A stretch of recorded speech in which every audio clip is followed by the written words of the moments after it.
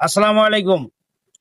কালকে রাত্রে একটি লাইভে এসে কিছু বর্তমান রমজান পরিস্থিতি নিয়ে কথা বলেছিলাম। সেখানে অনেক ভালো ভালো কমেন্ট আসছে যে ভাই, এই ভিডিওটা আরো আগে প্রয়োজন ছিল।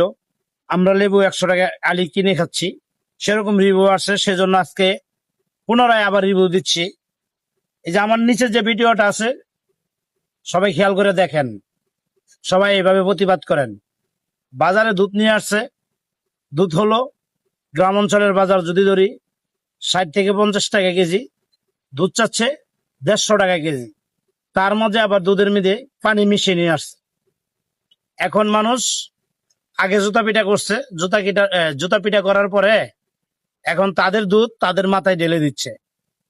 আপনারা যদি প্রত্যেকটা এলাকায় আইন নিজের হাতে তুলে নেবেন না, আমি সেটা বলি না, যদি প্রতিরোধ গড়ে তুলতে পারেন, তাহলে অসাধু যে কিছু ব্যবসায়ী আছে তারা ইনশাল্লাহ ভালো হয়ে যাবে।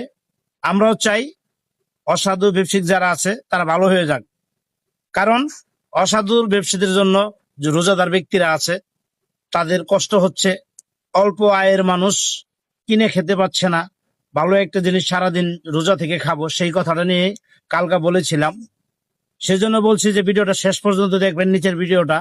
কারণ এই অসাধু ব্যবসায়ীদের জন্য আজকে গরিব অসহায় মধ্যবিত্ত পরিবার যারা আছে, নিম্ন মধ্যবিত্ত পরিবার, তাদের কষ্ট হচ্ছে। আমি সেজন্য কালকে লাইভে এসে বলেছিলাম। আর কিছু কিছু পাঁচাটা গোলাম আছে, তাদের কমেন্ট হচ্ছে উল্টা পাল্টা। আর যারা এটাকে ভালোভাবে নিয়েছে তারাই বলছে যে ভাই, আমিও কালকে লেবু কিনেছি 100 টাকা হালি, আমিও কালকে লেবু কিনেছি 60 টাকা হালি। তাহলে কমেন্টে আপনারা আমার কালকে লাইভটা ঘুরে আসবেন, ঘুরে আপনারা আপনাদের মতামত জানাবেন।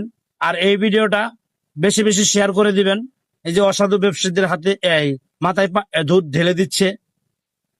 তবে ভালো একটি কাজ করেছে, সেটা করার আগে একটু চিন্তা করবেন যেন আইন নিজের হাতে তুলে নেবেন না। প্রয়োজন হলে যদি দেখেন সিন্ডিকেট করতেছে, তাকে বর্তমানে আইন শৃঙ্খলা বাহিনী মোটামুটি একটি নিয়ন্ত্রণে আসছে, আইন শৃঙ্খলা বাহিনীর হাতে তুলে দিবেন, সবচাইতে ভালো হবে। কারণ আমরা চাই দেশ আমাদের শান্তিতে থাক, নিরাপদে থাক, মানুষ নিরাপদ থাকবে, দেশ শান্তিতে চলবে, এটাই আমরা চাই। আমরা কোনো বিশৃঙ্খলা চাই না। আমরা চাই গরিব অসহায় নিম্ন মধ্যবর্তী পরিবার যারা আছে তারা উচ্চ লেভেলে না চলতে পারলে যে মধ্যবর্তী পরিবার আছে তাদের লেভেলে চলুক। চললে আমাদের দেশটা শান্তি আসবে, শান্তি ফিরে আসবে। তবে এই রমজান মাস, ঈদ, কুরবানি ঈদ,